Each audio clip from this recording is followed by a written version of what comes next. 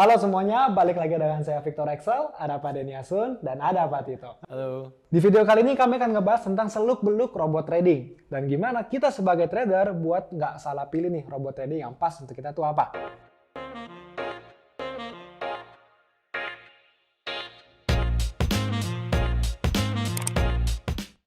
Nah Pak Tito, pengalaman Bapak kan di dunia Forex nih udah banyak banget nih Pak.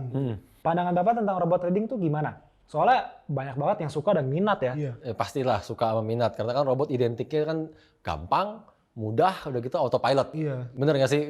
Ini kebanyakan baca buku Rich Dad Poor Dad kan. Biarkan uang bekerja untuk Anda. Terus yang dibeli mesin uang. Bener nggak sih? Tapi kalau kita bahas balik, robot seperti apa sih yang paling diminati, yang paling disukai orang? Coba, kira-kira robotnya seperti apa? Yang bisa kasih fix income mungkin. Iya Pak, Iya. sehari bisa 3%, Iya, tradingannya 5%. cepet. Yang probabilitasnya tinggi banget kan. Ya. Wah, bisa 90%. Lalu ngomongnya sehari 1, 2, 3%. Saya nggak tahu lah berapa. Lalu sebulan berapa. Ini yang terlalu, sebenarnya terlalu nggak mungkin. Dan, tapi justru paling laku. Bener nggak sih? Jadi akhirnya kan, ini kan kita sebut sebagai demand. Bener nggak? Jadi akhirnya para pembuat robot kan harus supply. Supply-nya seperti apa? Akhirnya mereka supply robot-robot yang gaya tradingnya pun pendek-pendek. Yang gaya tradingnya itu cepat semua. Kan karena robot yang seperti itu yang paling laku. Benar kan? Nah, orang tuh akhirnya lupa tujuan utama trading. Trading itu mau make money tapi jadinya seneng. Seneng ngeliatin kalau setiap hari transaksi. Seneng kalau setiap hari kayaknya make money. Benar nggak sih? Yang akhirnya orang jadinya kecelek lah. Balik lagi nyari mesin duit. Sebenarnya kan. Nah, tapi sekarang yang kita sama-sama sadarin, robot-robot yang model tradingnya pendek-pendek, pernah ada yang umurnya panjang? Ya, Nggak ada sih. Nggak pernah ada, Ada saya nggak Pak, pernah dengar. profitnya banyak nih, ya kan? Sebulan 2 bulan sih. Habis itu bye-bye.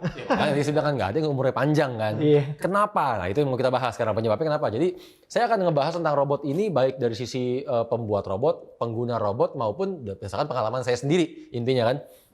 So balik, kenapa robot-robot yang target profitnya pendek-pendek ini cenderung umurnya nggak panjang?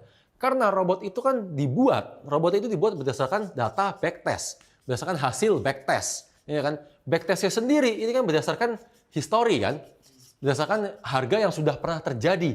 So apa sih backtest? Backtest kan simpelnya gini, kalau misalkan ada pergerakan market yang seperti ini lah ya. Nah, oke ada pergerakan market seperti ini, robotnya akan dibuat mengikuti market ini, pola ini. Akan berusaha mencari kombinasi terbaik, mencari kemungkinan tertinggi, probabilitas tertinggi berdasarkan pola ini. Bener kan? Oke, saat polanya masih seperti ini, kayak tadi Excel bilang kan, 1-2 bulan berikutnya masih begini nih. Ya udah profit. Bener kan? Tahu-tahu bulan ke-6, bulan ke-7, polanya berubah. Wah, udah loss jadinya. Kok bisa? Ya kan? Karena robot ini kan dia bekerjanya benar-benar baku. Robot itu kan benar-benar diprogram kan. Diprogramnya simpelnya begini. 1 sama dengan A, ya kan? 2 sama dengan B. Kalau 3 sama dengan C dan seterusnya. Ya kan? Nah, inilah saat dia dibuat nih. Pola ini yang dibuat. 1 sama dengan apa dan seterusnya kan. Begitu nyampe ke sini, ini adalah 5. Robotnya nggak ngerti 5 itu apa, belum dimasukin programnya. Kan jadinya loss. Kan? Kenapa sekarang bisa kayak begini jadi loss? Karena dia padahal udah baca history kan. Oke. History ini, yang namanya history itu tergantung time frame. Berarti kan kalau kita ngomong history di Forex, itu kan tergantung time frame-nya kan. Time frame-nya berapa panjang. Bener kan? Simpelnya kalau kita lihat, kita menggunakan time frame D1. Saat kita menggunakan time frame D1, ini kan kita bisa melihat history yang panjang sekali. Bener nggak sih? Kita bisa melihat sampai tahun 2010, bisa lihat sampai tahun 2000 bahkan. Dan seterusnya. Tapi kalau time frame-nya kita kecilin, di time frame H1. Kan saat kita time frame H1, kok kita cuma bisa lihat history sampai 2015. Mentok tuh, habis itu nggak bisa lagi.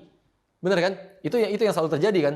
Karena sebenarnya time frame ini kan caranya MetaTrader itu menyimpan data, mereka itu menyimpan berdasarkan banyaknya candlestick. Ya kan? Banyaknya candlestick dalam artian, ya, misalkan contoh aja ya, contoh doang nih.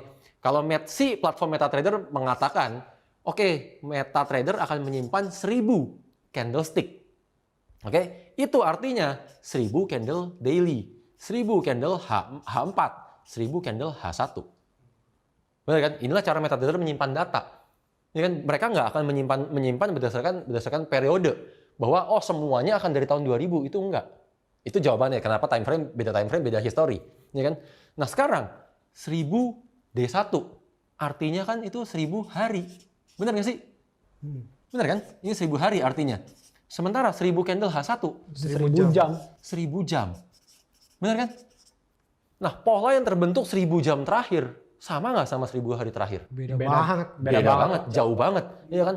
Probabilitas yang dihasilkan dari 1000 jam terakhir sama nggak sama probabilitas dari 1000 hari terakhir? Pasti beda sih. Pak. Beda banget. Karena yang namanya probabilitas itu kan harus sebanyak-banyaknya data. Iya kan? Contoh simpelnya gini lah. Sekarang kita bicara vaksin. Kenapa vaksin begitu lama untuk ditemukan? Karena kan untuk membuat vaksin butuh sampel data. Benar kan? Sampel data dari 100 orang akan jauh berbeda dengan sampel data dari 1000 orang. Benar kan? Dan saat sampel data ini sudah masuk, sampel data yang sudah banyak ini masuk, kan mereka harus tahu dulu efek sampingnya. Kan nggak mungkin begitu kita tes ke Denny, 2 hari kemudian Denny nggak apa-apa. Oh, langsung disebarluaskan vaksinnya. Itu bisa-bisa sebulan kemudian kita semua jadi zombie. Kayak di film-film. Benar kan? Nah, itulah maksud saya. Bahwa ini kan sampel data. Benar kan? Tapi kan efek sampingnya. Kan kita harus tahu efek sampingnya. Berarti kan semakin panjang sampel datanya semakin bagus. Iya kan? Sehingga ini kan akan menentukan impact-nya seperti apa. Movement-nya akan menjadi seperti apa. Gitu loh. Jadi kalau misalkan tadi nih, candle yang pendeknya di 1000 jam terakhir, benar 1000 jam terakhir kan begini kan bentuknya. Ya. Tapi kalau kita 1000 hari terakhir ternyata bentuknya begini nih. Nah, ini beda jauh banget kan. Bahwa 1000 hari terakhir segala macam kondisi market sudah pernah terjadi. Maka robotnya akan mencari kemungkinan berdasarkan ini, bukan berdasarkan ini. Itu problemnya. Oh, tapi bisa nggak Pak? Misalkan nih ada robot scalping. Kita tes pakai backtest yang D1 daily. Ya, time frame-nya D1 aja. Iya. Udah nggak mungkin. Kenapa saya bilang nggak mungkin? Sekarang gini, ini time frame D1 bentuknya seperti ini ya. Ya kan? Oke, ini adalah time frame D1. Lalu dikatakan biar historinya panjang pakai aja D1, padahal gaya tradingnya scalping. Gaya tradingnya pendek-pendek. Oke. Contoh, misalkan robotnya itu cara kerjanya adalah di sini masuk posisi buy. Ya kan? Di sini SL. Ya kan? Dan di sini TP. Betul? Maka berdasarkan D1 dilihatnya, oh ini naik nih, jadinya TP. Hasilnya seakan-akan bagus. Ya kan? Kecilin coba ke H1-nya. Maka terlihat pergerakannya begini naik, oh di sini kejemput dong. Buy-nya open kan? Naik dulu apa turun dulu? Kan ini H1, ternyata sempat turun dulu. Baru setelah itu naik sampai ke atas. Udah keburu jemput SL duluan ya Pak ya? Jadi hasilnya backtestnya tidak akan sesuai dengan realitanya. Kalau kayak begitu jadinya. Sehingga robot semakin kecil targetnya satu robot, semakin pendek targetnya, itu menunjukkan time frame yang digunakan akan semakin kecil juga. Karena harus tahu pergerakan-pergerakan kecilnya. Itu nggak mungkin pakai time frame ini. Itu loh. Dan yang pasti, semua robot itu punya kelemahan. Semua robot kalau ini. Kelemahannya apa? Satu, ini kelemahan yang paling fatal dan nggak bisa dihindari oleh robot apapun. Anomali. Robot manapun nggak akan bisa ngebaca anomali. Ini tadi saya bilang nih, mau diprogram 1 sama dengan A, 2 sama dengan B, sampai 26 abjad semuanya. Kan anomali ini abjad ke-50 nih. Ini kan, benar dong, tsunami.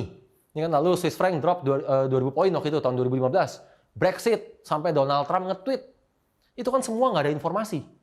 Benar kan, yang tiba-tiba terjadi begitu aja. Robotnya nggak mengenali, ini belum diprogram sama robotnya nih. Ini dia nggak mengenali pergerakan seperti ini. Itulah kelemahan robot yang pertama. Kelemahan robot yang kedua adalah saat robot itu membaca candlestick tadi kan. Ini candlesticknya dari broker mana? Ya kan? Kalau ada bentuk candlestick broker yang aneh banget nih, ada nih bentuknya seperti ini. Kan di sini open, di sini close kan. Lalu open lagi berikutnya di bawah lagi, begini.